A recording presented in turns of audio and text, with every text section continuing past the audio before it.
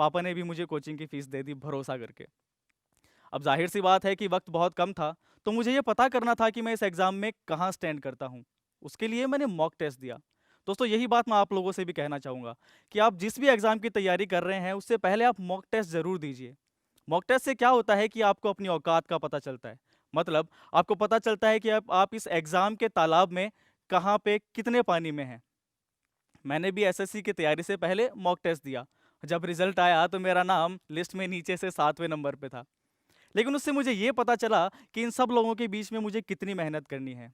तो अब शुरू हुई एसएससी की पढ़ाई। अब जब आप पढ़ाई करते हैं तो आपको बहुत सी चीज़ें डिस्टर्ब करती हैं। दोस्त डिस्टर्ब करते हैं, रिश्तेदार डिस्टर्ब करते हैं, फ़ोन भी डिस्टर्ब करता है। अब मुझे भी करता था। तो इन सब से निजात पाने के लिए मैंने एक तरीका निकाला। मैं अपनी पढ़ाई रात को किया करता था। रात को एक तो वातावरण शांत होता है, आपको डिस्टर्ब करने के लिए ना दोस्त होते हैं, ना रिश्तेदार होते हैं। आपका दिमाग भी बिल्कुल आपकी पढ़ाई में होता है। इधर-उधर नहीं भटकता आपका दिमाग। जहाँ तक फ़ोन की बात है, फ़ोन को भी मैंने स्विच ऑफ कर दिया था। अब उसका काम सिर्फ़ इतना था कि वो मुझे हर उस नींद से जगाता था, जो नींद मुझे मेरे एम से दूर ले जाए। पढ़ाई में मैंने रात-दिन एक कर दिए थे। अकॉर्डिंगली सब प्लान किया। मैं रात को 3 बजे इसलिए नहीं सोता था कि मुझे नींद आ रही है, बल्कि मैं इसलिए सोता था कि अगर नहीं सोया तो अगले दिन कोचिंग में नींद आएगी।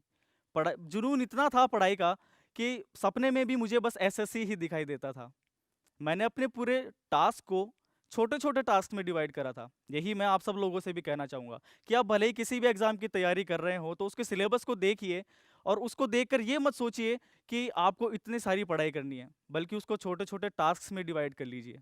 और जब आप इन छोटे-छोटे टास्क को कंप्लीट करेंगे, तो एक तो आपका सिलेबस कंप्लीट होता जाएगा और जैसे-जैसे आपका सिलेबस कंप्लीट होगा, वैसे-वैसे आपका कॉन्फिडेंस डेवलप होता जाएगा और जैसे-जैसे कॉन्फिडेंस डेवलप होगा, उतने ही आप एग्ज़ाम के लिए तैयार होते जाएँगे।